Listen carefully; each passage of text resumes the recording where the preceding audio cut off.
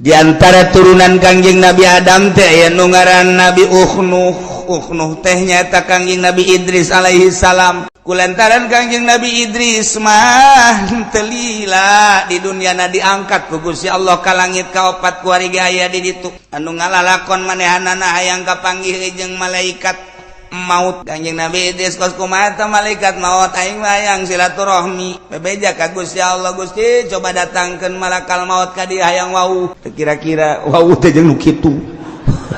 lain lalagaan tuh jelema moal poharaja datang. Waalaikumsalam saya abi malakal maut di dongeng singkat nangke panjang na di hari malakal maut. Alhamdulillah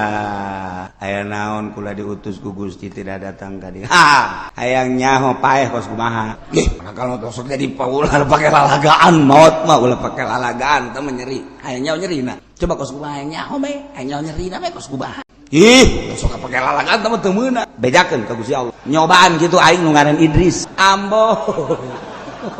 kira aja bebeja malakal maut DP ka Gusti cobakeun ayo coba kebal diasupkeun deui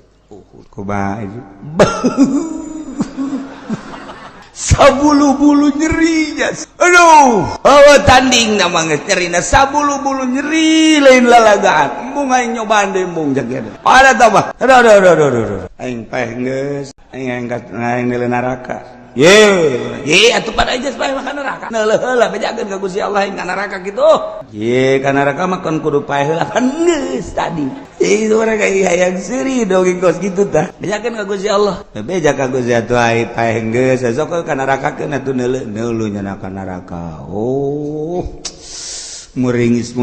Kangjeng Nabi Idris neuleuh neraka ku pohara-pohara teuing cekeun ka neraka beres antar ka sorga aing sok haju ka terusan cekeun sorga sakideung moal kebal hayang nyaho doang cekeun teh teu meunang ieu mah sebab nu boga konsina nu ngaran Muhammad Nabi akhir zaman cek nya teh eta mah engke urusanan ieu mah hayang nyaho doang sakideung moal kebal paeh geus ka neraka geus ieu balik ka sorga atuh bebeja deui ke Gusti Allah teu naon ulah kebal-kebal Gusti Allah asup ka surga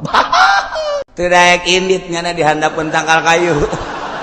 aduh angin sing hiliwir sarareungit bubuhan jeung sajaban itoel ku malakal maut ayo balik heula cenah betah kene teu bisa geus mah kudu indit bae kudu indit ka jeung geus aya waktuna geus waktu jol bidadari waduh ai ieu saha ieu ieu penghuni sorga bidadari jang saha ieu jang jelema-jelema nu asup ka sorga anu dagangna jujur nu ngiaina jujur